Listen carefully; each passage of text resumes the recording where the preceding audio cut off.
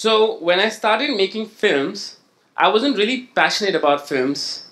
Filmmaking was never a career option for me, and I never looked at films as something that I would make a living out of. So the reason why I'm telling this is because people ask me a lot that how come you switched from merchant navy to making films, which are like worlds apart. Even though I loved my job in the Navy, I traveled the world, I got to see the bigger part of the earth, which is water. But what happened was, when I think back, I was an average student, and I'm not a creative genius. And I'm a self-taught filmmaker, which means that I never went to a film school. But I do end up, now it's a career. So when I think back, the only learning that I have to share with everyone is that when I would come back after 6 months of sailing, I would find myself looking up online tutorials about cameras, about lenses, and that slowly grew into me making films, and that's how I got better at making films, and then eventually I got passionate about films, and now I'm a filmmaker. The most important thing for me while growing up was that I would be economically independent. Rich would be a wrong word, because money, I never wanted to, I wanted to travel the world, but I very quickly understood the kind of money I needed to be happy. I want to travel the world, I want to travel the world in business class, but I do not want a charter plane for myself. That's not the kind of money I'm aiming for. So the big learning that I took, reflecting back on my life, finding out how I reached over here, was that I didn't follow my passion. My passion was filmmaking, my passion was music, my passion was basketball, sports, but I followed my effort. And my effort led me eventually to my passion. And that's true for everyone.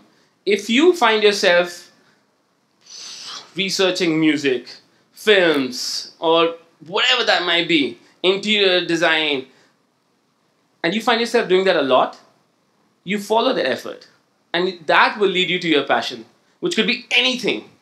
And before we go further, I want to share a story which is about a physicist and his chauffeur. So this physicist won a Nobel Prize, and he was going across Germany sharing his thoughts about thermodynamics from one place to the other, and he was escorted by a chauffeur to all these places. Now this young chauffeur at the last lecture goes to the physicist and he says that, allow me to give the lecture instead of you. I know your lecture by heart, like it's verbatim. And the professor was like, okay, it sounds like fun, why don't you go ahead and give it? So exactly the same stage like this, the chauffeur is standing over here and he's giving the lecture on thermodynamics word by word. And everyone gets up and starts clapping, and this lady gets up on the end and she says, but professor, what about this and that about thermodynamics? And he's caught on the spot. And the chauffeur says, well, it's such a simple question, I'll let my chauffeur answer it, who's sitting over there. So, till this point in time, this story has been shared as, oh, presence of mind, you gotta be clever, you gotta be attentive. But the other way of looking at this story is that there are two kinds of knowledge in the world. There's real knowledge, which the professor has, and then there's chauffeur knowledge. So, when I heard this story, I felt that it was very important for me to investigate how much of my knowledge is real knowledge, and how much of my knowledge is chauffeur knowledge. And that goes for everyone. And we must, as individuals, not just creative individuals, we must investigate everything in the universe. Because the knowledge that will come handy to us when we need it is the knowledge that we know. That's why I tell everyone when they ask me which is the best camera to use. The best camera to use is the camera which is with you when you want to shoot something.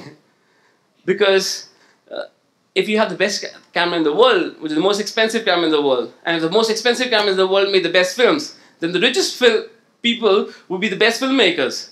And that's not true. And that's how storytelling, filmmaking through phones came about. Now let's take the example for money. Like, what is money? Let's go back to the Stone Age. Like, there was the barter system. You give me 6 oranges, I'll give you 6 apples. Then came the currency, the gold coins, digital currency, there's cryptocurrency. And the one common strand, the E is equal to mc square for energy for money is the number of minds you can influence. That is currency. That's one thing that remains constant throughout, from the beginning till now. The form of money shifts. It'll change shape, it'll change form. But the number of minds you influence, that is actual currency.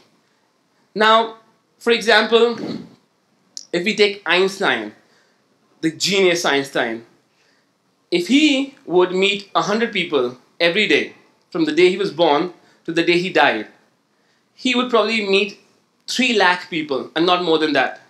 And today, if he was alive and we were to post a video of him talking about thermodynamics or whatever he spoke about, he would reach 1 million people, maybe more, in 1 hour. Now that's the kind of world we live in, which is the most exciting phase of human existence ever. And it's a fact. In the future, when they will talk about the shift that happened, that would be around our time. We are the ones who are experiencing this digital change, this change in communication that has never ever happened. Forget Einstein, this TED talk. I mean, I was here a day earlier and they were setting up the stage and they were asking me for my opinion on how the stage looked. And I said, it doesn't matter. There'll be 200 people watching it over here, but 19 million will watch it online. So ask the cameraman how it looks in the camera, because that's what's important. And moving further, films are the text of our times. We communicate through screens. We talk, we understand businesses and infrastructures through videos. And that's how important it is to understand your medium of communication. If you don't understand English, you will not be able to work in an environment where it's an English-speaking environment. And if you don't understand Mandarin, you won't be able to manage your way around China.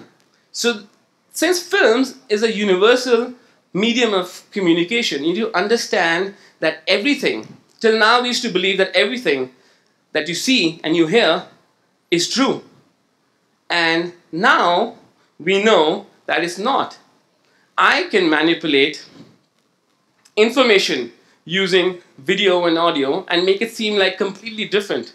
And that's why it is important to understand the medium of films and how they're made at a very basic level. So you can understand the information which is out there. You can understand the language that the world is trying to speak to you, and you can penetrate through those filters of editing and sourcing material and putting together and make it sound like something else.